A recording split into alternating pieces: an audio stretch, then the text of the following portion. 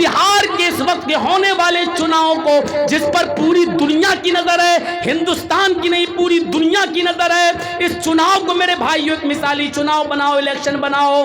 ویسے ہی آپ کو معلوم نہیں کہ آپ کو بدیشی کہا جا رہا ہے، آپ کو روہنگیا کہا جا رہا ہے، آپ کو بنگلہ دیشی کہا جا رہا ہے، آپ کے اوپر کیا کیا الزامات لگائے جا رہے ہیں، اور آپ یہ جانتے ہیں کہ کون آپ کے پیچھے پڑا ہوا ہے، اور اس وقت کے چناؤ کو کیا کیا بنانے کی کوشش کی جا رہی ہے۔ اس لیے مسلمانوں میری آپ سے اپیل ہے کہ بڑی حکمت کے ساتھ، بڑی دور اندیشی کے ساتھ ایک ایک ووٹ کی قدر و قیمت کو پہچاننا، اتفاق اور اتحاد کا ثبوت دینا، جہاں بھی جانا مل کر جانا، جس جگہ بھی ووٹ ڈالنا اتفاق کے ساتھ ڈالنا، اتحاد کے ساتھ ڈالنا۔ کس کو دینا یہ آپ کی مرضی ہے، لیکن انتشار نہ ہو، افتراق نہ ہو، بٹوارا نہ ہو۔ اگر آپ کا بٹوارا ہو گیا تو سمجھ لو کہ پھر سے دیش کے دشمنوں کے ہاتھوں میں اس کی باغ ڈور جا رہی ہے، پھر آپ پچھتائیں گے، پھر آپ خون کے آنسو روئیں گے۔ میرے بھائیو جس طریقے سے ہم لوگ خون کے آنسو رو رہے ہیں، اسی طریقے سے آپ کو بھی خون کے آنسو رونے کے سوا کچھ نہیں ملے گا، کیونکہ اختلاف پھر بعد میں بھی ختم نہیں ہوگا۔ پھر مسجد کا جھگڑا، پھر تیری میری مسجد کا جھگڑا، تیرے میرے جنازے کا جھگڑا، تیری میری نماز کا جھگڑا، یہ سارے جھگڑے پھر شروع ہوں گے۔ الیکشن کا دور ہے تو ہمیں بانٹا جائے گا، اور الیکشن کا دور ختم ہو جائے گا تو اس کے بعد بھی ہم بٹیں گے، تب مسلکوں کے نام پہ بٹیں گے۔ تیرے پیچھے میری نماز نہیں، میرے پیچھے تیری نماز نہیں۔ اور مراد آباد جیسے کانڈ ہوں گے کہ مراد آباد میں اگر کسی بریلوی آدمی کی نماز جنازہ کوئی دیوبندی مولوی پڑھا دے تو بریلوی مولوی فتویٰ دیتا ہے کہ پورے گاؤں کے تمام سنیوں کے نکاح ٹوٹ گئے، اور وہ بیٹھے گا اور پھر سب کا نکاح پڑھانا شروع کر دے گا۔ 5 سال تک ہم حنفی، مالکی، شافعی، بریلوی، تیری مسجد میری مسجد، تیرا نکاح میرا نکاح، یہ کر کر کے لڑ کر ہم اپنی زندگی برباد کر لیتے ہیں، اور الیکشن کا دور آ جاتا ہے تو ہمارے ووٹوں میں انتشار پیدا کرا کے ہمیں الگ الگ بانٹ کر میرے بھائیوں ہماری کمزوری کا ناجائز فائدہ اٹھایا جاتا ہے۔ میرے بھائیوں یہ قوم جب تک منتشر رہے گی، جب تک بڑی رہے گی، جب تک اجتماعیت اس کے اندر نہیں آئے گی، اسی طریقے سے ہم اور آپ ذلیل ہوتے رہیں گے، رسوا ہوتے رہیں گے، خوار ہوتے رہیں گے۔ اور آج میں ڈنکے کی چوٹ پر کہتا ہوں، ڈنکے کی چوٹ پر کہتا ہوں کہ اس وقت کوئی ہمارا اپنا نہیں ہے۔ جس کو برا لگے لگتا رہے، جو جس پارٹی کا ماننے والا ہو مانتا رہے، ہوتا رہے۔ اس وقت کوئی بھی ہمارا نہیں ہے، کوئی بھی ہمارا نہیں ہے، کسی پر بھی بھروسہ کرنے کے لائق نہیں ہے۔ ہمیں کسی نے کچھ بھی نہیں دیا ہے، مگرمچھ اور گھریالی کے آنسو بہانے والے سب اس وقت ہمارے ساتھ آ رہے ہیں، لیکن ہمارے ساتھ کوئی نہیں ہے۔ یہ آپ کو سوچنا ہے، ہمیں سوچنا ہے کہ اس وقت آپ یہ سوچو کہ ہمارا کوئی ہے، وہ تو کوئی نظر نہیں آئے گا۔ اب یہ سوچنا تمہارا کام ہے کہ سب سے کم نقصان دہ کون ہے۔ نقصان دہ تو سب ہیں، لیکن یہ سوچنا تمہارے لیے ضروری ہے کہ کم نقصان کس میں ہے۔ تم اگر یہ سوچو کہ یہ آ جائے گا تو ہمیں فائدہ ہوگا، معاف کر دیجئے تمہیں کچھ نہیں ملنا ہے، تمہیں کوئی کچھ نہیں دے گا، تم بادشاہ نہیں بن سکتے ہو، تم رہبر نہیں بن سکتے ہو، لیکن یہ سوچو کہ ان میں کم نقصان دہ کون ہے۔ ہم اور آپ یہ سوچیں کہ اس وقت ہم اس ہاسپٹل میں میری بیوی ایڈمٹ ہے کہ ہماری بیوی کی ڈیلیوری ہو رہی ہے، اور ڈاکٹر نے کہہ دیا ہے کہ صاحب ہم یا تو آپ کی بیوی کو بچا سکتے ہیں یا بچے کو بچا سکتے ہیں، اب بتاؤ دونوں میں سے ہم کس کو بچائیں۔ ہمارے لیے تو دونوں چیزیں نقصان دہ ہیں، بیوی جا رہی ہے تب بھی ہمارا نقصان، بچہ جا رہا تب بھی ہمارا نقصان۔ لیکن اس وقت ہمیں فیصلہ لینا ہے کہ بیوی کو بچایا جائے یا بچے کو، کم نقصان کیا ہے۔ تو دل پہ ہاتھ رکھ کے کہنا پڑے گا ڈاکٹر صاحب بیوی کو بچا لو، بچہ جا رہا تو جانے دو، بیوی رہے گی تو بچے اور بھی آ جائیں گے، اور بچہ اگر جا رہا تو جانے دو لیکن بیوی کو بچا لو۔ بچہ جا رہا وہ بھی ہمارا نقصان، لیکن اس وقت آپ کو چھوٹا نقصان تو برداشت کرنا پڑے گا، ہمارا کوئی نہیں ہے اس وقت ہمارا، یہ آپ کو سوچنا پڑے گا۔ اور پھر کس کو کیا کرنا ہے یہ آپ جانیں، آپ کا معاملہ ہے، آپ کا علاقہ ہے. ہم یو پی میں آ کر کسی پارٹی کا کوئی پرچار کرنے نہیں آئے ہیں. فون تو بہت لوگوں نے گھمائے میرے پاس، تعجب ہوگا اتنے فون آئے میرے پاس، لیکن میں نے کہا کہ نہیں، سیاسی اسٹیج کوئی ہم شیئر نہیں کریں گے، کسی بھی سیاسی اسٹیج پر ہم نہیں جائیں گے. کیا لالچ نہیں دیا گیا، لیکن کوئی سیاسی اسٹیج نہیں. لیکن ہاں اجتماعیت ہم ضرور برقرار رکھنے کی بات کہیں گے. مسلمانوں، جب تم متحد تھے، جب تم متفق تھے، تو تمہیں نہیں معلوم تم کیا تھے. آج باقاعدہ لڑائی ہو رہی ہے ہمارے یو پی میں. آئیے ہمارے یو پی میں جائیے اور دیکھیے. بہار آنے سے پہلے میرے پاس نوٹس آ چکا ہے، یہاں آنے سے پہلے آپ جہاں بھی پروگرام کرنے جائیں گے کوئی سیاسی بات آپ نہیں کریں گے. بہار میں باقاعدہ وہاں کا چیف منسٹر بولتا ہے یہ لڑائی 80 اور 20 کی ہے، 80 اور 20 کی ہے. باقاعدہ ایک ایسا بیان دیتا ہے جو سمویدھان کے خلاف ہے، جس پر الیکشن کمیشن کو ایکشن لینا چاہیے. لیکن نہیں، کیونکہ سارے لوگ ان کے پروردہ ہیں اور انہی کے ٹکڑوں پہ پل رہے ہیں، اس لیے کوئی ایکشن نہیں لے سکتا ہے. یہ لڑائی باقاعدہ ایسا کر دیا گیا ہے. اس لیے میرے ساتھیوں، متحد ہو جاؤ، متفق ہو جاؤ. تمہارے علاقے کا الیکشن ڈیپینڈ کرے گا ہندوستان کے الیکشن. دنیا تمہاری طرف دیکھ رہی ہے بہار والوں، پوری دنیا تمہاری طرف نظر اٹھا کے دیکھ رہی ہے، تمہارے اتفاق اور اتحاد کی طرف دیکھ رہی ہے. پوری دنیا کی نظریں اس وقت تمہاری طرف جمی ہوئی ہیں. اس وقت تمہیں عقل و شعور سے کام لینے کی ضرورت ہے، تمہیں عقل مندی اور دانش مندی سے کام لینے کی ضرورت ہے. تمہیں بہت کچھ کہہ دیا ہے میں نے، بس یہی کہنا باقی رہ گیا کہ فلاں کو دو، فلاں کو مت دو. میرے بھائیوں، میں کون ہوتا ہوں یہ کہنے والا؟ میں نہیں کوئی ہوتا ہوں. آپ اچھی طریقے سے سمجھ رہے ہیں. اس وقت جانتے ہو کنڈیشن کیا ہے ہماری؟ آپ نہیں جانتے ہو. کون لوگ ہمارے سر پہ سوار ہیں آپ کو معلوم ہے؟ ایک آدمی جو کئی مرتبہ ایم ایل اے رہا ہو اور کئی مرتبہ ایم پی رہا ہو، اس آدمی کی ایف آئی آر انڈا چوری میں ہو جاتی ہے. انڈا چوری میں. آپ اندازہ لگا سکتے ہیں کہ کون لوگ ہماری کھوپڑیوں پہ سوار ہیں. جانتے ہو ہم کس ماحول میں رہ رہے ہیں؟ ہم اس ماحول میں رہ رہے ہیں کہ ایک تالاب پہ شیر بھی پانی پی رہا ہے اور بکری بھی پانی پی رہی ہے. ایک ہی گھاٹ ہے، شیر بھی پانی پی رہا ہے اور بکری بھی پانی پی رہی ہے. اور شیر کی طرف سے بہتا ہوا پانی، جھوٹا پانی، بکری کی طرف آ رہا ہے. پانی وہاں سے آ رہا بہتا ہوا جہاں شیر پی رہا، منہ ڈالا، اور وہاں سے بہ کر پانی آ رہا ہے ادھر، اور بکری یہیں پانی پی رہی ہے. تو پانی کون جھوٹا کر رہا ہے؟ شیر. اور شیر کا جھوٹا پانی کون پی رہی ہے؟ بکری. لیکن جب شیر اور بکری دونوں پانی پی چکے تو شیر بہانہ ڈھونڈ رہا ہے بکری کو مارنے کا. شیر نے کہا، تو نے میرا پانی جھوٹا کیوں کیا؟ تو بکری نے کہا، رے جنگل کے راجا، میں نے کہا پانی جھوٹا کیا؟ پانی تو آپ کی طرف سے بہتا ہوا آ رہا تھا، میں نے تو آپ کا جھوٹا پانی پیا. میری کیا مجال کہ میں آپ کا پانی جھوٹا کروں؟ پانی تو آپ کی طرف سے بہتا ہوا آ رہا تھا، میں نے تو آپ کا جھوٹا پانی پیا.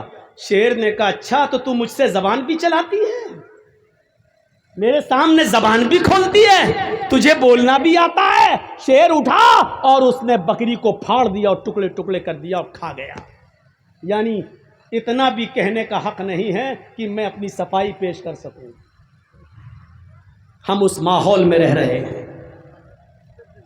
وہی اتر پردیش جہاں کبھی پروگرام ختم نہیں ہوتے تھے، آج مسجد میں بھی اگر پروگرام مجھے کرنا ہوتا ہے تو پرمیشن لینا پڑتی ہے. اور جہاں مولانا جرجیز کا نام آ جائے، LIU رپورٹ دے دیتا ہے کہ نہیں، فساد پھیل سکتا، فتنہ پھیل سکتا.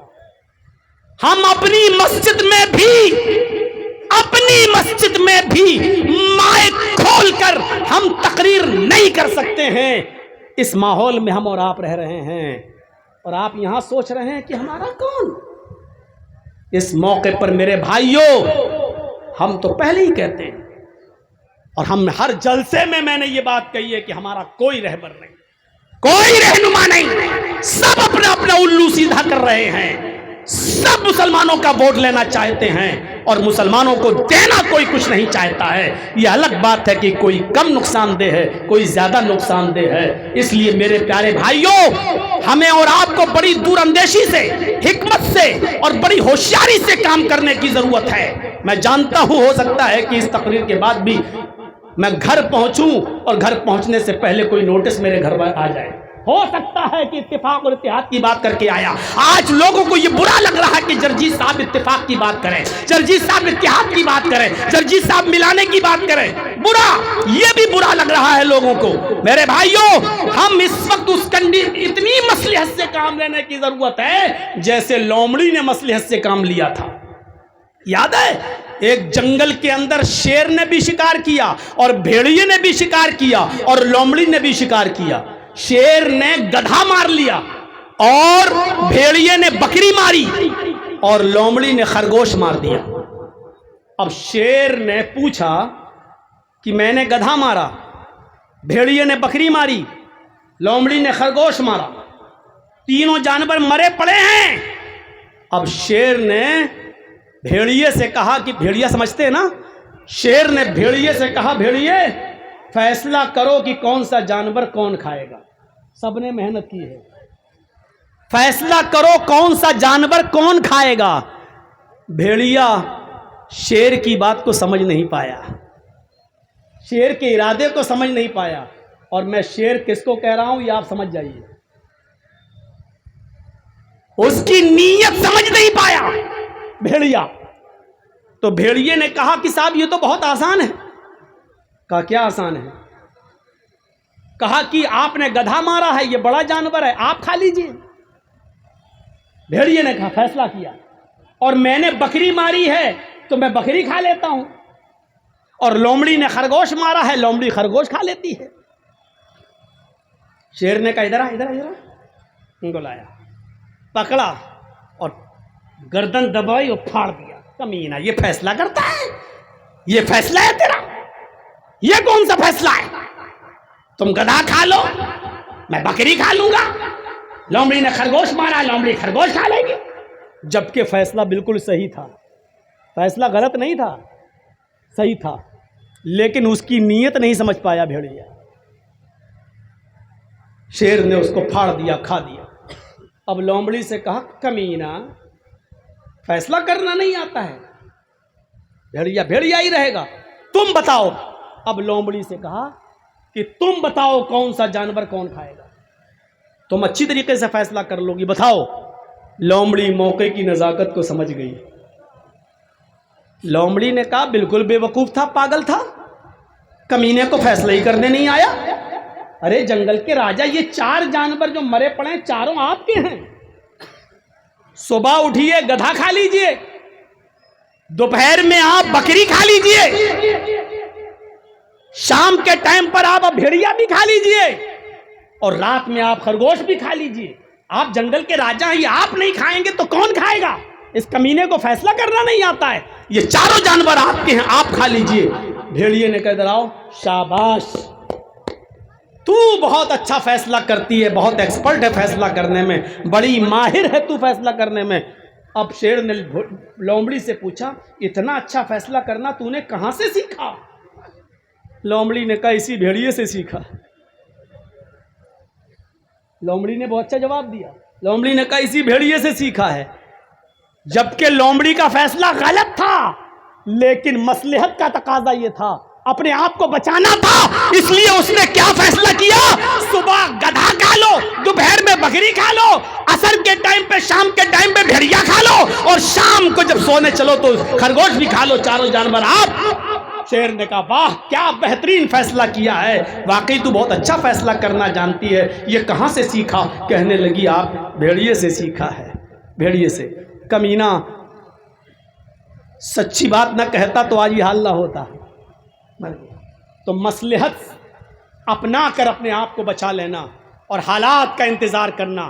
جیسے محمد رسول اللہ نے صلح حدیبیہ کے موقع پر ناجائز شرطیں مان کر اپنے آپ کو اور صحابہ کو بچا کر وقت کا انتظار کیا، اور پھر ایک وقت آیا کہ فاتحانہ طور پر مکے میں داخلہ ہوا اور مکے کے اندر انٹری ہوئی. میرے پیارے ساتھیوں، یہ باتیں ہمیں اور آپ کو سوچنا چاہیے اور غور کرنا چاہیے. یہی حکمت اور دور اندیشی، اور پورا اسلام حکمت سے بھرا پڑا ہے.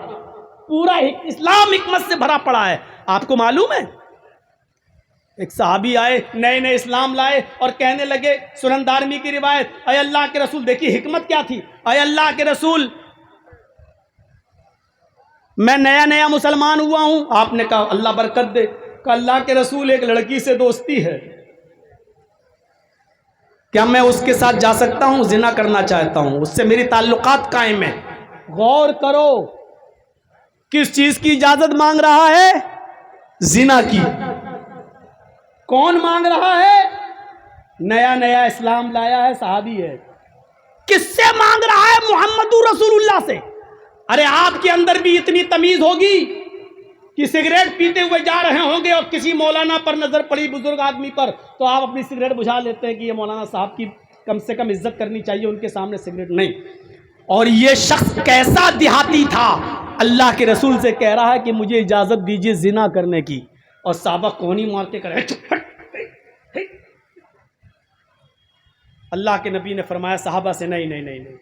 ہائے مصلحت دیکھیے، حکمت دیکھیے. آپ چاہتے تو اس کو ڈانٹ سکتے تھے، پاگل کمینے، زنا کی اجازت مانگتا، شرم نہیں آتی تجھے؟ لیکن نہیں، ڈانٹا نہیں، کیونکہ ڈانٹتے تو بھاگ جاتا، پھٹکارتے تو بھاگ جاتا. آپ نے کہا ادھر آؤ. آپ نے اس کو کتنے پیار سے سمجھایا. اور سنو نوجوانوں، آپ نے اس کو کتنے پیار سے سمجھایا. آپ نے فرمایا بیٹھو، زنا کرنا چاہتے ہو؟ اب بھی کہہ رہا جی. کس سے؟ ایک ہے ہماری دوست. اچھا ایک کام کرو، جو کام تم اس لڑکی سے کرنا چاہتے ہو، چلو وہ کام تم اپنی ماں کے ساتھ کر لو. کرو گے؟ لیجیے. حکمت دیکھیے. جبکہ اللہ کے رسول یہ نہیں کہنا چاہ رہے ہیں کہ اپنی ماں سے کرو، لیکن آپ اس سے کہہ رہے ہیں کہ اپنی ماں کے ساتھ یہ کام کرو. کرو گے؟ کہ اللہ کے نبی، اس کی زبان سے جملہ کیا نکلا؟ فدا کا بھی و امی یا رسول اللہ، میرے ماں باپ آپ پر قربان، ایسا کون ہو سکتا ہے جو اپنی ماں کے ساتھ یہ زنا کرے؟ نہیں اللہ کے نبی، ایسا نہیں ہو سکتا. اپنی ماں کے ساتھ کون کرے گا؟ آپ نے کہا ہاں، ماں کے ساتھ تو کوئی نہیں کر سکتا.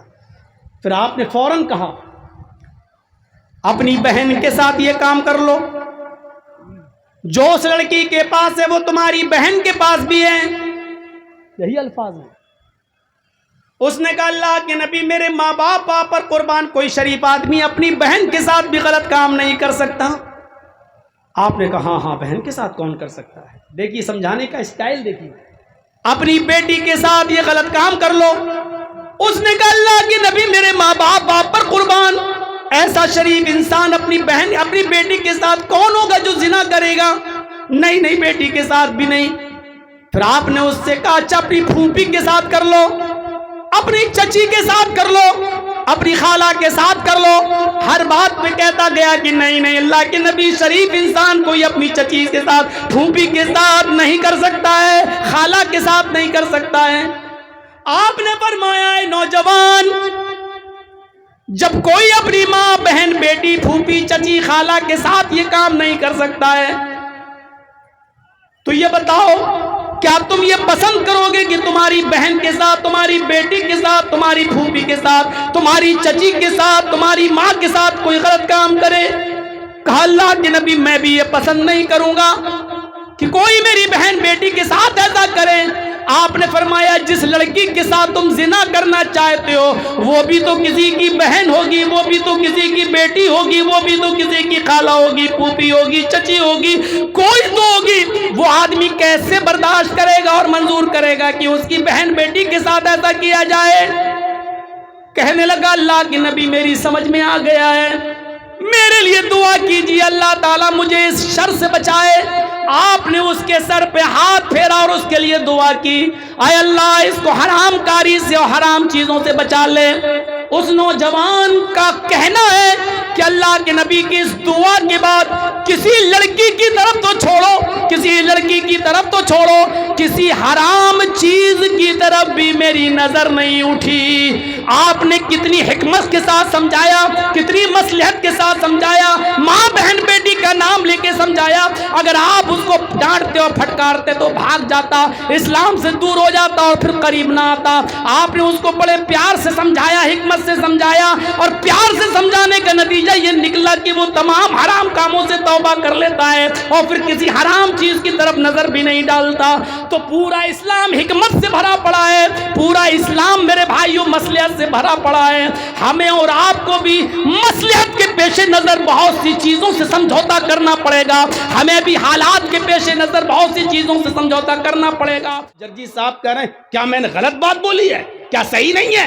جرجی صاحب آپ بولے تو صحیح ہو، لیکن موقع اور محل تو دیکھتے کہ موقع اور محل کیا ہے۔ اسی موقع اور محل کے پس منظر میں اللہ کے نبی نے فرمایا من رأى منکم منکرا فلیغیرہ بیدہ، جب تم کسی برائی کو اپنی آنکھوں سے دیکھ لو تو کوشش کرو اس کو اپنے ہاتھ سے روکنے کی، اپنے ہاتھ سے اس کو مٹاؤ، اس برائی کو اپنے ہاتھ سے روکو۔ لیکن اس کے فوراً بعد ہی اللہ کے نبی نے فرما دیا وَإِن لَّمْ يَسْتَطِعْ فَبِاللِّسَانِ، اگر ہاتھ سے اس برائی کو دور کرنا ممکن نہ ہو تو یہ نہیں کہا کہ لڑو، یہ نہیں کہا کہ جھگڑا کرو، یہ نہیں کہا کہ زبردستی اس کو مٹاؤ۔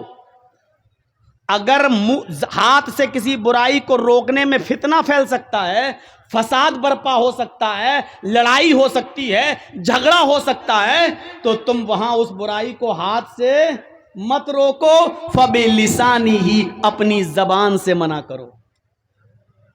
لیکن کبھی کبھی زبان چلانا بھی بڑا مشکل ہو جاتا ہے،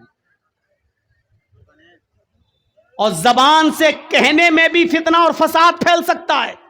اس لیے اللہ کے رسول نے یہ نہیں کہا کہ زبان سے ہر حال میں کہو اور اس برائی کو زبان سے کہہ کر مٹاؤ، نہیں، فَمَن لَّمْ يَسْتَطِعْ فَبِقَلْبِهِ، اگر زبان سے کوئی بات کہنے میں برائی کے مٹانے کے لیے اگر اس میں بھی جھگڑا ہو سکتا ہو، اس میں بھی فساد ہو سکتا ہو، اس میں بھی لفڑا ہو سکتا ہو، اس میں بھی خون خرابہ ہو سکتا ہو، تو تم زبان سے بھی ان کو منع مت کرو، فَبِقَلْبِهِ، تو دل سے برا جانو، لیکن فتنہ اور فساد نہ پھیلاؤ، یہ کہا ہے۔ اب آپ اندازہ لگا سکتے ہیں، برائی کو اتنے زور و شور کے ساتھ مٹانے کا حکم دیا کہ ہاتھ سے روکو، لیکن اگر ہاتھ سے روکنے میں فتنہ اور فساد، خون خرابہ ہونے کا ڈر ہو تو ہاتھ سے مت روکو، زبان سے منع کرو، اور زبان سے منع کرنے میں بھی خون خرابہ پھیل سکتا ہو تو زبان سے بھی مت کہو، بلکہ دل سے برا جانو اور خود اس جگہ مت جاؤ، ہٹ جاؤ، ٹھیک ہے۔ اس کو میں برات منع کروں گا تو یہ ہمارے اوپر پل پڑیں گے، تو جرجی صاحب آپ خود برات میں مت جائیے، دل سے برا جانیے، اپنے گھر بیٹھیے، چپ چاپ رہیے، یہ ذالک اضعف الایمان، یہ ایمان کا سب سے کمزور درجہ ہے۔ میری بات آپ سمجھ گئے ہوں گے کہ میرا اشارہ کس طرف ہے، میں کہنا کیا چاہ رہا ہوں۔ یہ منافقوں کا وصف ہے کہ جب ان سے کہا جاتا ہے کہ زمین میں فساد مت پھیلاؤ تو اکڑ کر کہتے ہیں میں تو حق بات کہہ رہا ہوں، میں تو اصلاح کر رہا ہوں، میں صحیح بات بول رہا ہوں، آپ کے صحیح بات کہنے کا انکار میں نہیں کر رہا ہوں، آپ صحیح بات غلط جگہ پر کہہ رہے ہیں اور غلط وقت پر کہہ رہے ہیں۔ اب رمضان کا مہینہ چل رہا ہو، آپ قربانی کے احکام بتائیں تو صحیح نہیں ہے۔ رمضان کے مہینے میں آپ خطبہ دیں کہ قربانی ایسے کرو، جانور کو ایسے لٹاؤ، اتنا دانت کا جانور ہونا چاہیے، اتنا اس کی عمر ہونی چاہیے، تو آپ کو لوگ بے وقوف کہیں گے، جبکہ آپ صحیح بات بول رہے ہیں، قرآن و حدیث بول رہے ہیں، لیکن اس وقت یہ موقع نہیں ہے۔ رمضان کے مہینے میں آپ کو رمضان کے مسائل بتانا پڑیں گے، عید الاضحیٰ کے مہینے میں آپ کو عید الاضحیٰ کے مسائل بتانا پڑیں گے، قربانی کے مسائل بتانا پڑیں گے۔ میرے بھائیوں، اسی طریقے سے حق بات کہنے کا اور صحیح بات کہنے کا ایک موقع ہوتا ہے، اس موقع پر آپ کہیے، اور ایک وقت ہوتا ہے، اس وقت پر وہ بات کہیے تو اچھی لگتی ہے۔ تو منافق وقت اور ٹائم نہیں دیکھتا ہے، کہتا ہے انما نحن مصلحون، ہم تو اصلاح کرنے والے ہیں. لیکن اللہ نے کیا کہا؟ الا، ہوشیار رہنا ایسے لوگوں سے. انہم هم المفسدون ولکن لا یشعرون، یہ اصلاح پھیلانے والے لوگ نہیں ہیں، اصلاح کرنے والے لوگ نہیں ہیں، یہ سماج کا بھلا چاہنے والے لوگ نہیں ہیں، یہی فسادی ہیں، یہی مفسد ہیں.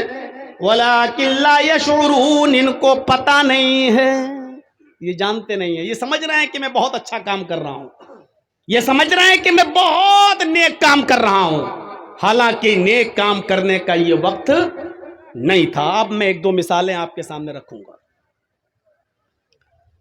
35 سال کی عمر تھی نبی اکرم صلی اللہ علیہ وسلم کی، یعنی 40 سال کے بعد آپ رسول بنے. ابھی نبی بھی نہیں بنے تھے، ابھی رسالت بھی نہیں ملی تھی، نبوت بھی نہیں ملی تھی. عمر کتنی تھی؟ 35 سال. اور مکہ میں تیز بارش ہو گئی، سیلاب آ گیا، اور خانہ کعبہ جس کا ہم اور آپ سب طواف کرتے ہیں، اس خانہ کعبہ میں شگاف پڑ گیا، وہ ڈہ گیا، وہ گر گیا. تو مکے کے لوگوں نے از سر نو دوبارہ خانہ کعبہ کو بنا کر تیار کیا. یہ سب کا عقیدہ تھا کہ اللہ کا گھر ہے، خانہ کعبہ کو بنا کر تیار کیا. جب خانہ کعبہ بن کر تیار ہو گیا، آپ لوگ تھوڑا جلدی کریے، بیچ میں کھڑے ہو کے چندہ کرنے کو میں منع نہیں کر رہا ہوں، لیکن تھوڑا سا ڈسٹرب ہو رہا ہے، جلدی کیجیے. مدرسے کا کام ہے، وہ تو کرنا ہی ہے، وہ تو ضروری ہے، اسی مقصد سے جلسہ ہوا ہے، اس میں کوئی رکاوٹ نہیں، لیکن تھوڑا جلدی جلدی. خانہ کعبہ جب بن کر تیار ہو گیا دوبارہ، تو جو حجر اسود تھا، حجر اسود جس کو ہم اور آپ جا کر چومتے ہیں، جو وہاں تک پہنچ جائے بوسہ لیتے ہیں، اس حجر اسود کو رکھنے کا جب نمبر آیا، اس کو اسی جگہ پر رکھ دیا جائے جہاں وہ رکھا ہے، تو اس کو رکھنا تھا. تو بڑے بڑے قبیلے لڑنے لگے، بڑے بڑے قبیلے لڑنے لگے، خاندان لڑنے لگے. یہ کہتا ہے میرا قبیلے کا سردار رکھے گا، دوسرا قبیلہ کہتا نہیں، اس حجر اسود کو میرے قبیلے کا سردار رکھے گا، تیسرا کھڑے ہو کے کہتا ہے اس کو میرے قبیلے کا سردار رکھے گا، چوتھا کہتا ہے اس کو. الغرض بڑے بڑے قبیلے لوگ لڑنے لگے اور کہنے لگے کہ نہیں، اس حجر اسود کو اٹھا کر اس کی جگہ پر رکھنے کا حق صرف ہمارے قبیلے کو حاصل ہوگا. یہاں تک کہ تلواریں نکل آئیں، لڑنے پر آمادہ ہو گئے، خون خرابہ پھیلنے کی نوبت آ گئی، خون خرابہ پھیلنے کی نوبت آ گئی. اب آپ لوگ اپنی جگہ پر بیٹھے رہیے، جس کو جب کوئی نذرانہ تحفہ مدرسے کو دینا ہو صدقہ، تو انشاءاللہ میں آپ کو موقع دوں گا، تقریر کے بعد میں بیٹھوں گا، مجھ سے مصافحہ بھی کریے گا، اور میرے ہاتھ پر اس مدرسے کے لیے آپ کو کچھ دینا بھی ہوگا. آپ اس کی جیب سے میں نکالوں گا ضرور، اپنی محبت دیکھوں گا. 26 سال سے کرتے چلے آ رہے ہیں، اب تک بلا رہے ہیں، تو آج بھی دیکھتا ہوں کہ آپ کو کتنی محبت ہے ہم سے اور میری کتنی بات مانتے ہیں. لیکن بیچ میں اٹھ کر تھوڑا ڈسٹرب مت کیجیے. تو میرے بھائیوں سنیے، خون خرابے کی نوبت آ گئی، تلواریں نکل آئیں، فتنہ پھیل گیا. تو اس وقت ایک بزرگ آدمی کھڑا ہوا قوم کا اور کہنے لگا لڑو نہیں، خون خرابہ اچھی بات نہیں ہے.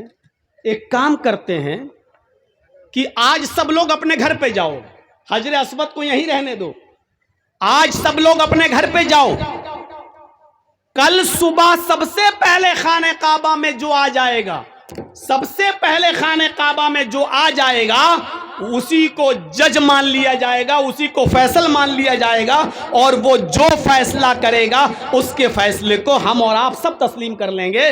وہی جج ہوگا، وہ جو فیصلہ کرے گا اس کا فیصلہ مانا جائے گا. سب لوگ اس بات پر متفق ہو گئے کہ ہاں چلیے، کل سب سے پہلے جو خانہ کعبہ میں آئے گا وہ جج ہوگا، اور وہ جو فیصلہ کرے گا اس کا فیصلہ سب مان لیں گے. تو ہر آدمی کو یہ امید تھی کہ سب سے پہلے میں ہی آؤں گا، ہم سوئیں گے ہی نہیں آج رات میں، سب سے پہلے ہم ہی آئیں گے خانہ کعبہ میں. تو سب لوگ جا کر اپنے اپنے بستر پر بیٹھ گئے, باتیں کرنے لگے.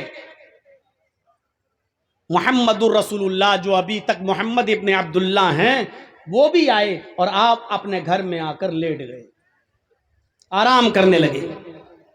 جو جلدی سوتا ہے عموماً وہ جلدی اٹھ جاتا ہے, اور کبھی کبھی رات بھر جاگنے کے چکر میں آدمی کو بالکل جب رات کی جوانی ہوتی ہے تو آدمی کی آنکھ لگ جاتی ہے. اسٹیشن پر بیٹھے 12 بجے سے بیٹھے انتظار کر رہے ہیں, پتہ چلا گاڑی 2:30 بجے آئے گی, پھر وہ 3 بجے آئے گی, پھر 3:30, اچانک آنکھ لگ گئی, پتہ چلا گاڑی آئی اور چلی بھی گئی اور ہم بیٹھے رہ گئے. جو لوگ آئے وہ رات بھر جاگتے رہے, لیکن عین موقع پر جب صبح ہونے والی ہوئی تو ان کی آنکھ لگ گئی. اور محمد ابن عبداللہ آتے ہی سو گئے تھے, اس لیے صبح جلدی اٹھ گئے اور خانہ کعبہ میں سب سے پہلے پہنچ گئے. اب جب ان لوگوں کی آنکھ کھلی, یہ لوگ بھاگتے ہوئے جب پہنچے خانہ کعبہ, تو کیا دیکھتے ہیں کہ خانہ کعبہ کا دروازہ کھلا ہوا ہے, اور جب یہ لوگ اندر پہنچتے ہیں کافرین مکہ, تو کیا دیکھتے ہیں محمد ابن عبداللہ پہلے سے موجود ہیں. تو جانتے ہو ان سب کی زبان سے کیا جملہ نکلا؟ جیسے ہی ان لوگوں نے محمد ابن عبداللہ کو دیکھا تو ان کی زبان سے جو جملہ نکلا وہ جملہ یہ تھا, قد جاءنا الامین قد جاءنا الصادق, ہمارے پاس امانت دار آ گیا, ہمارے پاس ایک سچا انسان آ گیا. مجھے تھوڑا ڈر لگ رہا ہے, یہ لائٹ آنکھ مار رہی ہے, ڈیزل کہیں ختم ہونے والا نہ ہو. تھوڑا پہلے سے بول کے رکھیے, نہیں تو پھر ایک دم اندھیرا ہو جائے گا, پھر لوگوں کو بیڑی اور سگریٹ پینے کا موقع مل جائے گا.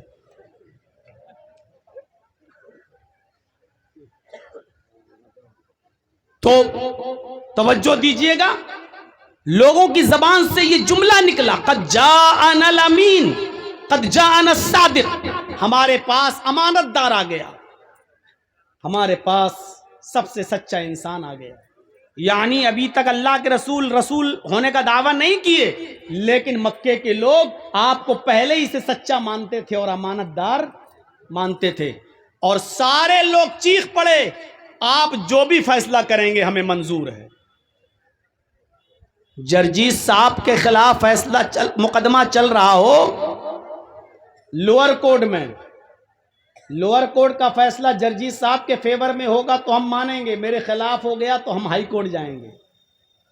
ہائی کورٹ کا فیصلہ میرے حق میں ہوا تو ٹھیک, نہیں ہوا تو ہم سپریم کورٹ جائیں گے. آپشن ہے نا, یہاں کوئی آپشن نہیں. مکے کے سارے لوگوں نے کہا, اے محمد ہم نے پوری زندگی میں آپ کو کبھی جھوٹ بولتے ہوئے نہیں دیکھا, اس لیے آپ جو بھی فیصلہ کریں گے منظور ہے. ابھی فیصلہ کیا نہیں اللہ کے نبی نے, لیکن لوگوں نے ماننے کا اقرار پہلے کر لیا کہ آپ جو بھی فیصلہ کریں گے ہم آپ کا فیصلہ مان لیں گے, چاہے وہ میرے فیور میں جائے, چاہے وہ میرے خلاف جائے, چاہے وہ میرے حق میں جائے, چاہے وہ میرے خلاف جائے, آپ کا فیصلہ ہم مان لیں گے.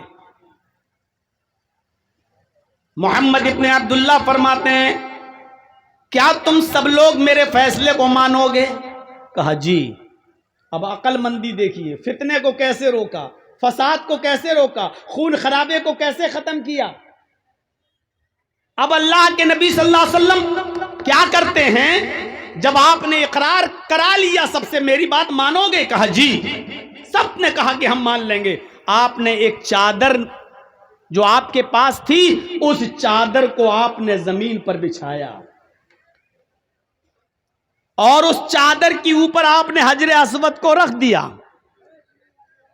اور آپ نے قبیلے کے سرداروں سے کہا کہ تم یہ کونا پکڑو, تم یہ کونا پکڑو, تم یہ کونا پکڑو, تم یہ کونا پکڑو.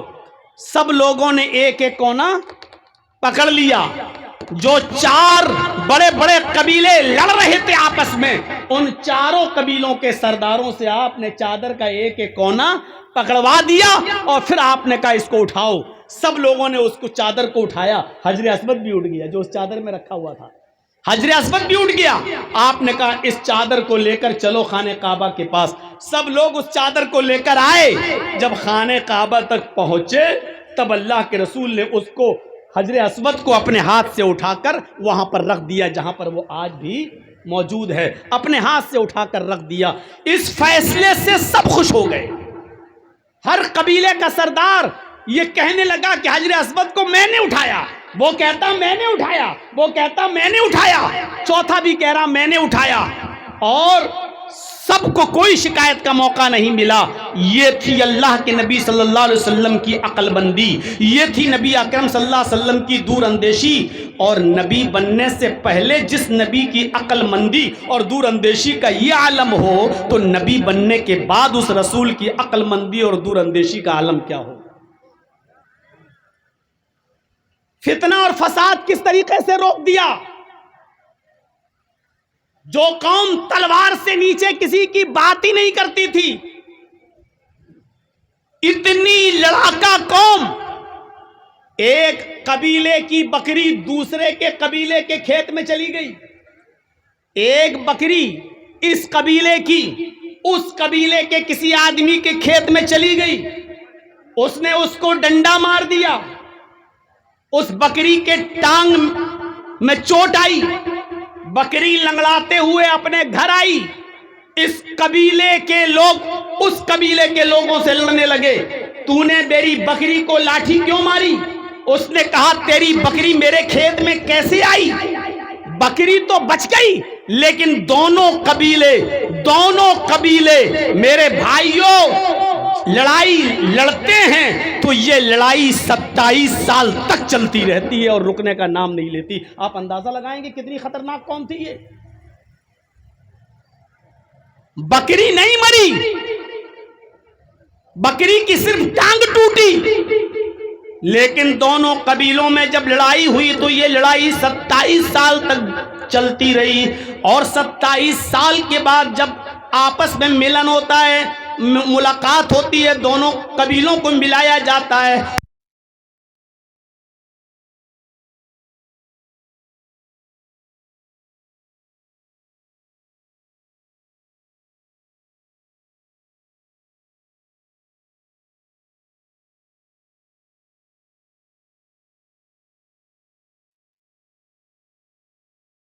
کتنی خطرناک قوم تھی. اس قوم کو انسان بنایا محمد رسول اللہ صلی اللہ علیہ وسلم نے. وَاذْكُرُوا نِعْمَةَ اللَّهِ عَلَيْكُمْ إِذْ كُنْتُمْ أَعْدَاءً فَأَلَّفَ بَيْنَ قُلُوبِكُمْ فَأَصْبَحْتُمْ بِنِعْمَتِهِ إِخْوَانًا. تم اللہ کی اس نعمت کو یاد کرو جو اس نے تمہاری اوپر برپا کی, جو اس نے تمہارے اوپر نافذ کی, جو اس نے تمہارے اوپر برسائی. إِذْ كُنْتُمْ أَعْدَاءً, آپس میں تم ایک دوسرے کے دشمن تھے, آپس میں تم ایک دوسرے کے حریف تھے, آپس میں تم ایک دوسرے کے دشمن تھے. فَأَلَّفَ بَيْنَ قُلُوبِكُمْ, اللہ نے تمہارے دلوں میں الفت ڈال دی, اللہ نے تمہارے دلوں میں محبت ڈال دی. فَأَصْبَحْتُمْ بِنِعْمَتِهِ إِخْوَانًا, تو تم اللہ کی اس نعمت سے آپس میں بھائی بھائی بن گئے. ایسی قوم کو اللہ کے نبی نے محبت سے اخلاق سے بھائی بھائی بنا دیا. ایک دوسرے کے لیے لڑنے, ایک دوسرے کو مارنے والے ایک دوسرے کے لیے اپنی جان دینے لگے, ایک دوسرے کے لیے اپنی جان نچھاور کرنے لگے. ایسا بھائی بنا دیا محمد رسول اللہ صلی اللہ علیہ وسلم نے. اس لیے ہمیں اور آپ کو یہ دیکھنا ہے کہ موقع اور محل کیا ہے. ہر صحیح بات ہر وقت نہیں بولی جاتی, ہر صحیح کام ہر وقت نہیں کیا جاتا. یہ بھی سن لیجئے, وقت اور موقع کی نزاکت کو دیکھ کر شریعت اس میں بھی ہماری رہنمائی کرتی ہے. اللہ کے رسول اور آپ کے صحابہ عمرہ کرنے ہی تو آ رہے تھے, جو روک دیا گیا اور نہیں کرنے دیا گیا. اور کافروں نے کہہ دیا اگر مکہ میں گھس جائیں محمد اور محمد کے ساتھی تو ان کو قتل کر دو اور گردنیں اڑا دو. میں پوچھنا چاہتا ہوں کیا عمرہ کرنا غلط تھا؟ مکے میں اللہ کے نبی اور صحابہ پیدا ہوئے, ہم جہاں پیدا ہوئے ہم ہی کو وہاں گھسنے نہیں دیا جا رہا ہے, ہم ہی کو وہاں گھسنے سے منع کیا جا رہا ہے. اس منظر کو آپ سنیں گے؟ ہیں؟ سنیے، آپ سوچیں گے کہ اللہ کے رسول نے اتنا دب کر سمجھوتا کیا؟ آپ تو بڑے باپ کے بیٹے ہیں، آپ سمجھوتا کہاں کریں گے؟ ہم تو بڑے باپ کی اولاد ہیں، ہماری فطرت، ہم تو خان ہیں، ہم تو پٹھان ہیں، ہم تو اونچی قوم کے میں پیدا ہوئے ہیں۔ ڈائیلاگ دیکھو، سر کٹانا گوارا ہے، سر جھکانا گوارا نہیں۔ یہ موقع تھا، یہ محل تھا، آئی لو محمد کا جلوس نکالنا اور لے کے چلنا اور ورغلانا اور کہنا اور چیخنا کہ ہم تو نکالیں گے محمد کے نام پر ہماری جانیں بھی قربان۔ اور جب ڈنڈے برسے اور لاٹھیاں چلیں تو چپل گن نہیں پا رہے تھے کہ کتنی چپلیں ہیں۔ کہاں چلی گئی تھی وہ محبت؟ کوئی مرا نہیں، کہاں چلی گئی تھی وہ لوگ جو کہہ رہے تھے کہ محمد کے نام پر ہمارے سینے چھلنی ہو جانے کے ہم کرانے کے لیے تیار ہیں، ہم جان دینے کے لیے تیار ہیں۔ آج میرے بھائیوں غور کرو، بریلی کی دھرتی پر اور بریلی کی سرزمین پر آج کتنے مکان اور کتنی دکانیں آج بلڈوز کر دی گئی ہیں اور گرا دی گئی ہیں۔ کون ہے اس کا ذمہ دار؟ کس نے منع کیا کہ رسول اللہ سے محبت نہیں ہونی چاہیے؟ رسول اللہ سے محبت تو ہمارے ایمان کا حصہ ہے، جس کے اندر رسول کی محبت نہیں وہ مسلمان ہی نہیں۔ لیکن جذبات، جوش، اور اس جوش میں ہم یہ بھول گئے کہ اس وقت کون لوگ ہمارے سروں پر منڈلائے ہوئے ہیں اور کون لوگ بیٹھے ہوئے ہیں، یہ ہم بھول گئے۔ اللہ کے نبی بھی اپنے صحابہ کے ساتھ نکلے تھے، مدینے سے چل چکے تھے، حدیبیہ کے مقام پر پہنچ چکے تھے، اور یہاں جتنے لوگ بیٹھے پوچھئے حج کرنے گئے ہوں گے، عمرہ کرنے گئے ہوں گے، حدیبیہ کا مقام دیکھا ہے؟ میں بھی سن 1914 میں میں بھی 2014 میں اپنے والد صاحب کے ساتھ گیا تھا حج کرنے کے لیے اور اپنی والدہ کے ساتھ۔ میں حدیبیہ کے مقام کو دیکھ چکا ہوں، مکے سے کوئی 7 میل کی دوری پر بس مدینے سے چلے اللہ کے رسول اور آپ کے صحابہ، جس میں ابو بکر بھی ہیں، عمر بھی ہیں، حضرت علی بھی ہیں، بڑے بڑے صحابہ موجود ہیں۔ یہ قافلہ مدینے سے چلا۔ آج کل کی طرح یہ زمانہ نہیں تھا کہ مولانا جرجی صاحب پٹنہ سے 1 بجے دن میں وندے بھارت پہ بیٹھے اور شام کو 7 بجے آپ کے کشن گنج میں اتر گئے اور جلسے میں آ کے کہنے کہ سفر بہت لمبا تھا، بہت تھک چکا ہوں، طبیعت خراب ہے۔ یہ وہ دور نہیں تھا۔ گھوڑے کا سفر، کھچر کا سفر، اونٹ کا سفر، لائٹوں کا زمانہ نہیں۔ راستے میں کتنی تکلیف سے گزرنا ہوا ہوگا آپ کو، اور 300 میل تقریباً 450 کلومیٹر کا سفر کر کے حدیبیہ کے مقام پر آ کر رک گئے۔ بریلی کے لوگوں کی طرح اللہ کے نبی کے صحابہ میں ایسے لوگ تھے جو یہ کہہ رہے تھے کہ اللہ کے رسول نہیں، ہم تو آئے ہیں تو عمرہ کر کے جائیں گے، یا تو مریں گے یا ماریں گے۔ اور نبی کے صحابہ موت سے پیچھے ہٹنے والے نہیں تھے۔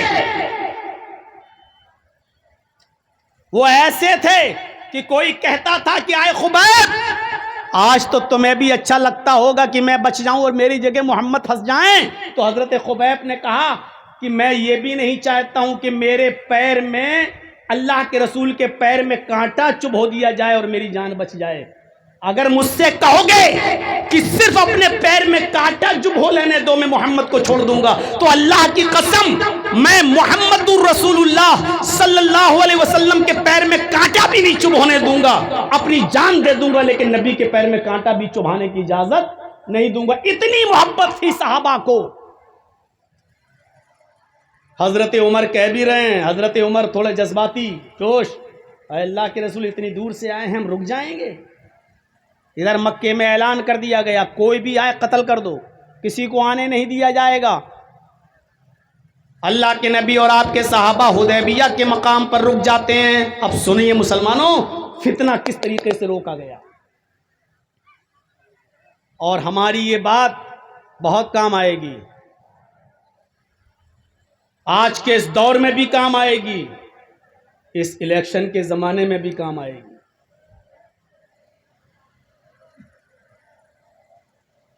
ہم کسی پارٹی کے ایجنٹ نہیں ہیں، نہ ہم کسی پارٹی کا پرچار کرنے آئے ہیں۔ آپ بہار کے رہنے والے ہو، آپ ہم سے زیادہ سمجھدار ہو، ہم سے زیادہ آپ اپنے یہاں کے حالات سے واقف ہیں۔ آپ کا معاملہ ہے، آپ سمجھیں۔ یہ جلسہ دینی ہے، یہاں ہم دینی بات بتانے آئے ہیں اور جناب محمد رسول اللہ کا اصول بتانے آئے ہیں۔ شریعت نے ہمیں فساد کے، جھگڑے کے، نا اتفاقی کے، اختلاف کے ماحول میں بھی ہماری رہنمائی فرمائی ہے کہ ہمیں کس طریقے سے ان تمام چیزوں سے نپٹنا ہے۔ اس لیے ہم شریعت کا پرچار آپ کے سامنے کرنے کے لیے آئے ہیں۔ اللہ کے نبی صلی اللہ علیہ وسلم حدیبیہ کے مقام پر رک جاتے ہیں اور ایک صحابی کو مکے بھیجتے ہیں، جاؤ حالات کا جائزہ لے کر آؤ، بات کر کے آؤ۔ تو مکے کے لوگوں نے کیا کہا؟ آپ آئے ہو بات کرنے، بات تو بیٹھ کر ہوگی اور مکے میں نہیں آنے دیا جائے گا، بات چیت کے ذریعے مسئلہ حل ہوگا۔ کہا گیا تو بتائیے بات چیت کیسے ہوگی؟ کہا جس جگہ پر محمد اور ان کے ساتھی موجود ہیں اسی جگہ پر بات ہوگی، مکے میں بات نہیں ہوگی۔ کہا ٹھیک ہے۔ قریشیوں کا، مکے والوں کا ایک وفد تیار ہوا، ایک جماعت تیار ہوئی اور ان کا سردار بنتا ہے سہیل۔ بخاری کی روایت پڑھیے، ان کا سردار کون بنتا ہے؟ سہیل۔ اپنے چند ساتھیوں کو لے کر حدیبیہ، جہاں اللہ کے نبی موجود تھے، وہاں یہ قافلہ آتا ہے، یہ وفد آتا ہے اور اللہ کے رسول سے گفتگو کرتا ہے۔ یہاں گفتگو ہوتی ہے، کافروں کی طرف سے کون بات کرے گا؟ آواز آئی سہیل کا، اور کوئی نہیں بولے گا۔ ٹھیک، بات چیت تبھی اچھی ہوتی ہے جب تمہارے پاس کوئی ایک آدمی ہو اور ہمارا بھی ایک آدمی ہو۔ ہم لوگ سنیں گے لیکن بات تمہارا ایک آدمی، ہمارا ایک آدمی۔ کافروں کی طرف سے کس کو تیار کیا گیا؟ سہیل۔ اور کہا کہ مسلمانوں تمہاری طرف سے کون بات کرے گا؟ لوگوں نے، صحابہ نے جواب دیا ہمارے نبی جناب محمد رسول اللہ صلی اللہ علیہ وسلم۔ کہا ٹھیک ہے، ان دونوں میں گفتگو ہوگی، تمہارے آدمی بھی سنیں گے، ہمارے آدمی بھی سنیں گے۔ اب گفتگو شروع ہوتی ہے۔ سہیل نے کہا ٹھیک ہے، آپ لوگ مکے میں پیدا ہوئے، آپ کے آبا و اجداد مکے میں پیدا ہوئے، آپ کی زمینیں مکے میں موجود ہیں، آپ کے رشتہ دار مکے میں موجود ہیں، ہمیں کوئی اعتراض نہیں ہے، لیکن اس سال ہم آپ کو عمرہ نہیں کرنے دیں گے۔ اب شرط لگتی ہے۔ اب دیکھیے شرطیں سب ناجائز، ایک بھی شرط جائز نہیں، ساری شرطیں ناجائز۔ جس ناجائز شرط میں پہلی شرط کیا ہے؟ آپ مدینے سے یہاں تک آئے ہیں، اب یہاں سے واپس لوٹ کر مدینے چلے جاؤ۔ یہ نہیں کہا اب آ ہی گئے ہو تو عمرہ کر لو، یہ نہیں کہا، اس سال آپ کو واپس جانا ہوگا، آپ اور آپ کے سارے ساتھیوں کو واپس جانا ہوگا، ہم آپ کو اس سال عمرہ نہیں کرنے دیں گے، آئندہ سال آپ اور آپ کے صحابہ آ سکتے ہو، پہلی شرط یہ ہے کہ اس سال واپس جاؤ۔ منظور ہے تو لکھو۔ محمد رسول اللہ صلی اللہ علیہ وسلم نے ضد نہیں کی، آپ نے فرمایا سہیل مجھے تمہاری یہ شرط منظور ہے، چلو اس سال ہم واپس چلے جاتے ہیں، نہیں کریں گے عمرہ، لیکن اگلی سال تو آ سکتے ہیں، آئندہ سال، نیکسٹ ایئر تو آ سکتے ہیں۔ سہیل نے کہا نیکسٹ ایئر، اگلی سال آپ کو آنے کی اجازت ہے، اس سال نہیں۔ پہلی شرط لکھ لی گئی، اس سال واپس جائیں گے، اس سال عمرہ نہیں کرنے دیا جائے گا۔ ٹھیک ہے، پہلی شرط طے ہو گئی۔ دوسری شرط کافروں نے لگائی، آئے محمد دوسری شرط یہ ہے کہ آئندہ سال آپ عمرہ کرنے کے لیے آئیں گے اور آپ کے صحابہ عمرہ کرنے کے لیے آئیں گے تو مکے میں 3 دن سے زیادہ رہنے کی اجازت نہیں دی جائے گی۔ بالکل وہی معاملہ، اس ملک کو آزاد ہم نے کرایا، سب سے زیادہ خون مسلمانوں نے بہایا۔ آج بھی انڈیا گیٹ پہ چلے جائیے، 95,000 لوگوں میں 65,000 صرف مسلمانوں کے نام آپ کو ملیں گے سوتنترتا سینانی میں، اس جنگ کی آزادی میں آزاد کرانے میں اس بھارت کو، لیکن ہم ہی سے کہا جا رہا ہے کہ تم ہی کو کاغذ دکھانا ہوگا، تم اس دیش کے باشندے ہو یا نہیں، تم اس ملک کے اندر رہنے والے ہو یا نہیں۔ بالکل وہی شڑینتر، وہی کیفیت، ہم ہی سے کہا جا رہا ہماری زمین، ہمارے آباء و اجداد سب مکے میں پیدا ہوئے، ہماری زمینیں مکے میں موجود، ہم مکے میں پیدا ہوئے، اور ہم ہی سے کہا جا رہا ہے 3 دن سے زیادہ رہنے کی اجازت نہیں۔ اے محمد صلی اللہ علیہ وسلم، آپ کو اور آپ کے ساتھیوں کو مکے میں 3 دن سے زیادہ رہنے کی اجازت نہیں ہوگی، وہ بھی آئندہ سال۔ اس سال تو بالکل نہیں، آئندہ سال آ سکتے ہو، لیکن 3 دن سے زیادہ مکے میں رہنے کی اجازت نہیں ہوگی۔ آپ نے کہا اے علی لکھ دو، مجھے سہیل کی ان کافروں کی طرف سے یہ شرط بھی منظور ہے، ہم آئیں گے اور عمرہ کر کے سیدھے واپس چلے جائیں گے مدینے، ہم مکے میں 3 دن سے زیادہ نہیں رکیں گے، مجھے تمہاری یہ شرط بھی منظور ہے۔ اگر اللہ کے رسول یہ کہتے کیوں نہیں رکھا جائے گا، کیا میری زمین نہیں ہے مکے میں، کیا ہمارے رشتہ دار نہیں ہیں مکے میں، تو کیا غلط بات تھی؟ صحیح بات تھی، لیکن کبھی کبھی صحیح بات سے بھی سمجھوتا کرنا پڑ رہا ہے۔ آپ نے فرمایا ٹھیک ہے، مجھے تمہاری یہ دوسری شرط بھی منظور ہے۔ اب اس نے ایک اور کھیل بگاڑنا چاہا، وہ یہ چاہ رہے تھے کسی طریقے سے یہ معاملہ یہ سمجھوتا بگڑ جائے۔ تیسری شرط کافروں نے یہ لگا دی، اے محمد آپ اور آپ کے صحابہ مکے میں جب آئندہ سال داخل ہوں گے تو تلوار لے کر آ سکتے ہیں، لیکن آپ اور آپ کے ساتھیوں کی تلوار میان کے اندر رہے گی، اور میرے آدمی مکے میں کھلی ہوئی تلواریں لے کر گھومیں گے۔ کتنی ناجائز شرط، کتنی ناجائز شرط! میرے آدمی مکے میں کھلی ہوئی ننگی تلواریں لے کر گھومیں گے، لیکن آپ اور آپ کے صحابہ تلوار تو لا سکتے ہو، لیکن تلوار میان کے اندر رہے گی۔ اللہ کے نبی نے اس سمجھوتے پر بھی سائن کیے، تسلیم کرتے ہوئے فرمایا اے سہیل، ہم لڑنے کے ارادے سے آئیں گے ہی نہیں، اس لیے ہمیں تمہاری یہ شرط بھی منظور ہے، ہم اپنی تلواریں میان میں رکھیں گے، تم اپنی تلواریں کھلی ہوئی لے کر گھومنا، ہمیں کوئی مطلب نہیں ہے، ہمارا ارادہ لڑنے کا ہوگا ہی نہیں، ہم تو عمرہ کرنے آئیں گے اور چلے جائیں گے۔ تیسری شرط بھی مان لی۔ آج ایک معمولی آدمی نہیں مان سکتا، پنچایت بیٹھ بھی جائے تب بھی کہتے پنچوں کا فیصلہ سر آنکھوں پر، لیکن پرنالہ میرا یہیں بہے گا، ہم بڑے باپ کے بیٹے ہیں۔ میرے بھائیوں، تیسری شرط وہ بھی مان لی۔ حضرت عمر ایسے دیکھ بھی رہے ہیں، یہ کیا کر رہے ہیں اللہ کے رسول؟ وہ حضرت عمر جن کی تلوار جلدی جلدی میان سے نکلتی تھی، جن کی عدالت میں قتل سے نیچے کوئی سزا تھی ہی نہیں، لیکن اللہ کے رسول جب شرطیں مان رہے ہیں تو عمر فاروق کیسے بول دیں ٹھیک ہے منظور ہے؟ سمجھوتا ہو گیا، اب چوتھی شرط ایک اور لگا دی۔ تھوڑا سا پنکھا ادھر بھی کر دیجئے بھائی، تھوڑا سا، پتہ نہیں اکتوبر کا لاسٹ ہے پھر بھی تو سردی تھوڑی پڑنا چاہیے، لیکن آج بہت گرمی لگ رہی ہے۔ تو میرے بھائیوں سنیے گا، بہت دلچسپ بات، چوتھی ایک اور شرط لگا دی، کسی طریقے سے تو معاملہ بگڑے، اور اللہ کے رسول بگڑنے نہیں دے رہے ہیں۔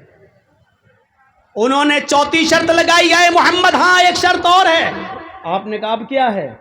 کہا ایک شرط اور ہے۔ کہا کیا؟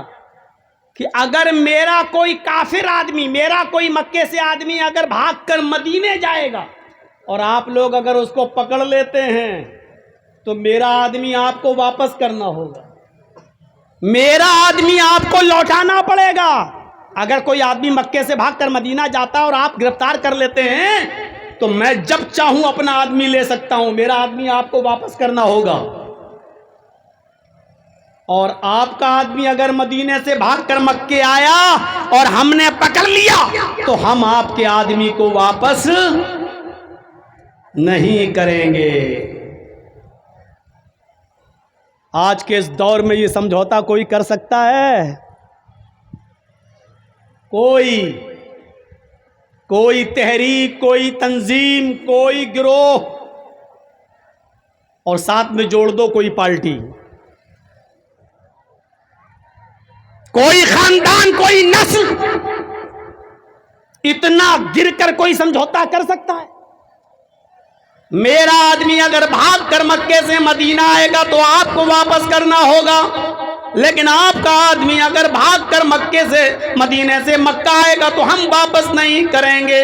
اللہ کے نبی جناب محمد رسول اللہ صلی اللہ علیہ وسلم فرماتے ہیں، اے سہیل مجھے تیری یہ شرط بھی منظور ہے۔ حضرت عمر نے کہا، اللہ کے نبی یہ شرط؟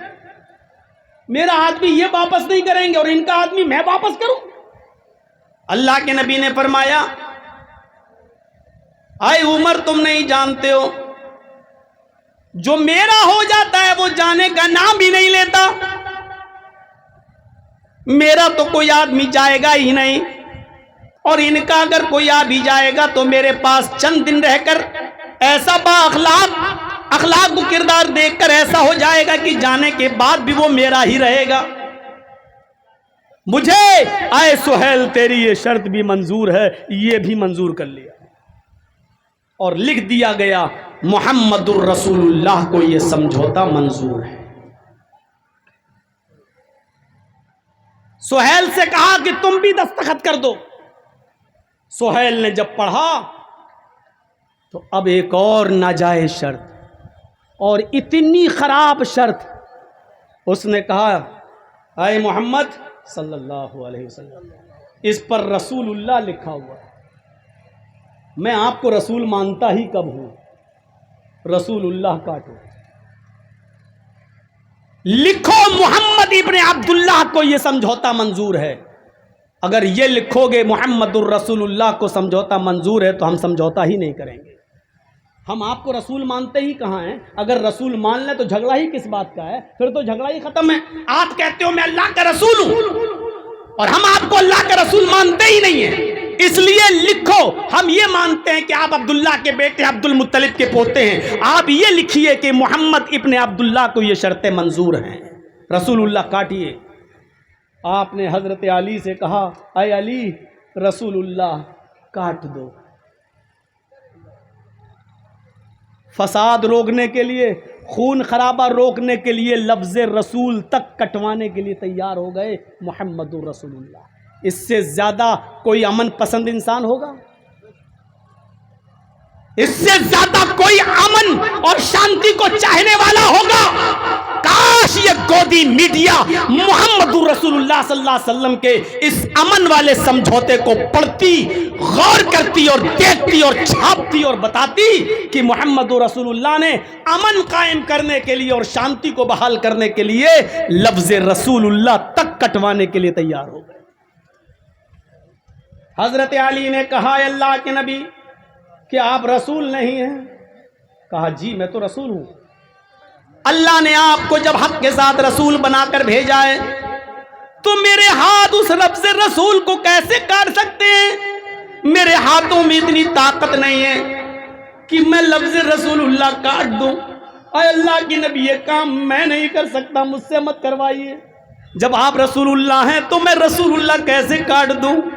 محبت دیکھیے، کوئی ضروری نہیں کہ جھنڈا لے کر نکلا جائے تبھی محبت ہے، دل کا فوٹو بنایا جائے تبھی محبت ہے۔ اے اللہ کے رسول میں لفظ رسول اللہ نہیں کاٹ سکتا اپنے ہاتھ سے۔ اللہ کے نبی نے فرمایا لاؤ قلم مجھے دو۔ حضرت علی نے قلم دے دیا۔ بخاری کی حدیث، بخاری کی روایت، اللہ کے نبی نے کہا علی مجھے بتاؤ کہ کہاں لکھا ہے رسول اللہ، مجھے بتاؤ رسول اللہ کہاں لکھا ہے؟ حضرت علی نے بتایا یہ لکھا ہے، یہاں سے یہاں تک یہ رسول اللہ لکھا ہوا ہے۔ آپ نے خود اس کو اپنے ہاتھ سے کاٹ دیا، لیجیے، اور لکھوا دیا ابن عبداللہ، محمد رسول اللہ کٹوا کر ابن عبداللہ کو یہ سمجھوتا منظور ہے۔ اب حضرت عمر اٹھ گئے، اور سنو ہمارے اور آپ کی طرح جذباتی لوگ نبی کے ساتھ بھی تھے.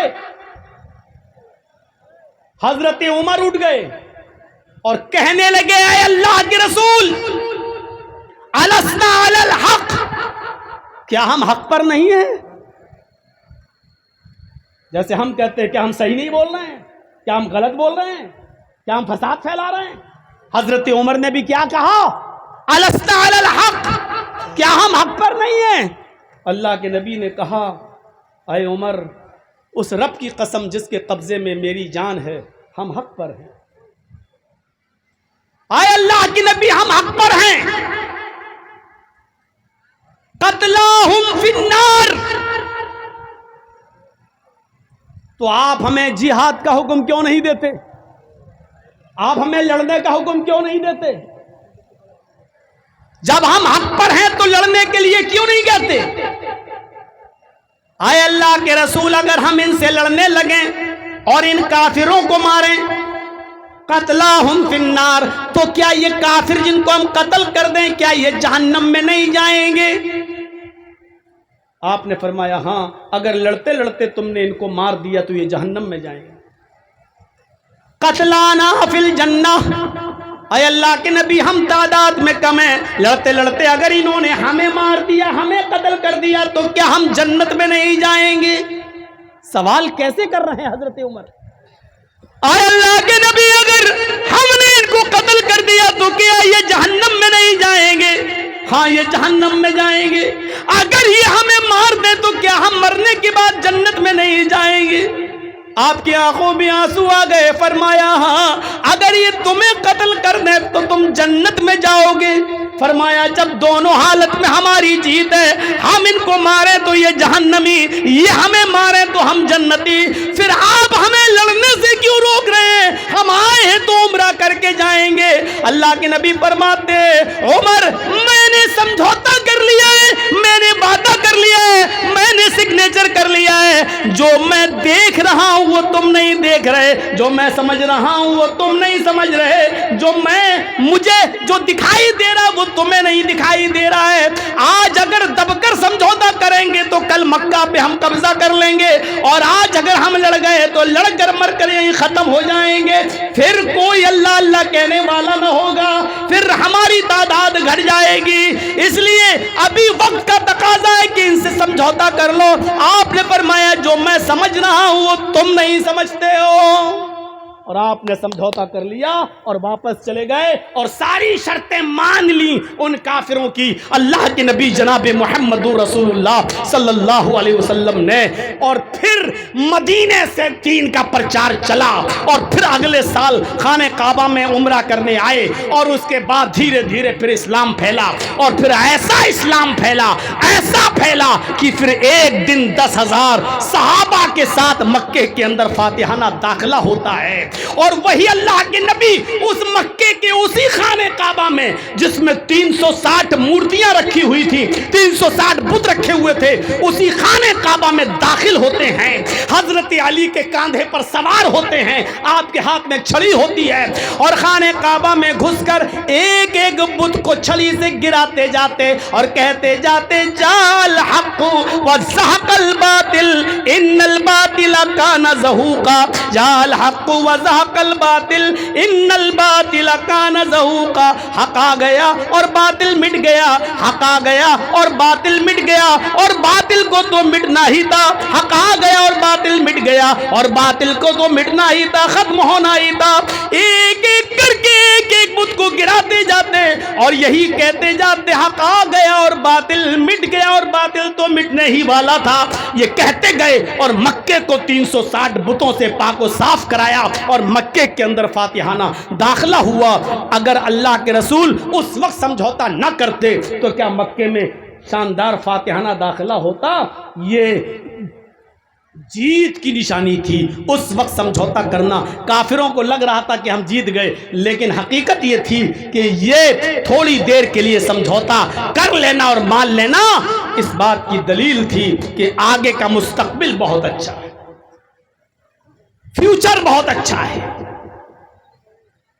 اس سمجھوتے کی روشنی میں ہم حالات کا جائزہ لیں. اس میں بھی صحابہ تھے، کچھ کہہ رہے تھے اللہ کے نبی بالکل صحیح کر رہے ہیں، اور کچھ کہہ رہے تھے کہ اللہ کے رسول کو اتنا رسوا بھرا، اتنا بے عزتی والا، اتنا ذلت بھرا سمجھوتا نہیں کرنا چاہیے۔ آج بھی اگر چند لوگوں کی بات ہوگی تو چند لوگ کہیں گے ہمیں بھی اتنا ذلیل نہیں ہونا چاہیے۔ آج بھی اگر مشورے دو گے تو آج بھی کچھ لوگ کہیں گے کیا ہم لوگ زندگی بھر یہی کرتے رہیں، کیا ہم لوگ زندگی بھر یہی کرتے رہیں، کیا ہم لوگ زندگی بھر ذلیل ہوتے رہیں؟ آج بھی میرے بھائیوں ہمارے سماج اور سوسائٹی میں مشورے کریں گے تو یہ کہنے والے بھی لوگ موجود ہوں گے، لیکن سوچئے اور غور کیجئے، آج اسلام کی کوئی عبادت مجھے ایسی بتاؤ جس میں اجتماعیت نہ ہو۔ آج کہاں چلے گئی ہمارے درمیان سے اجتماعیت؟ نماز تو آدمی گھر میں بھی پڑھ سکتا ہے، لیکن کیوں کہا کہ نماز مسجد میں اور جماعت کے ساتھ پڑھیے؟ کیوں؟ اس لیے کہ اسلام اجتماعیت چاہتا ہے۔ عید کی نماز تو آدمی گھر میں بھی پڑھ سکتا ہے، لیکن کیوں کہا کہ مسجد کے کیوں کہا عیدگاہ جائیے؟ کیوں کہا گھر کی عورتوں کو بھی لے جائیے؟ کیوں کہا اللہ کے نبی نے جس عورت کے پاس اوڑھنی نہ ہو، چادر نہ ہو، تو اپنے سہیلی کی اوڑھنی اور چادر پہ چلی جائے، لیکن جائے؟ کیوں کہا اللہ کے رسول نے عید کے دن بھی اگر تمہیں جانا ہے، اگر کوئی عورت نماز پڑھنے کی پوزیشن میں نہیں ہے، اس کو پیریڈ شروع ہو گیا ہے اور وہ نماز نہیں پڑھ سکتی، تب بھی وہ مسلمانوں کی عیدگاہ میں جائے، نماز نہ پڑھے لیکن دعا میں شامل رہے؟ کیوں؟ یہ اجتماعیت کا حکم کیوں دیا؟ لیکن آج وہ اجتماعیت کہاں چلی جاتی ہے میرے بھائیوں؟ آج ہمارے درمیان اختلاف کیوں ہے؟ آج ہماری نا اتفاقی کا فائدہ لوگ کیوں اٹھا رہے ہیں؟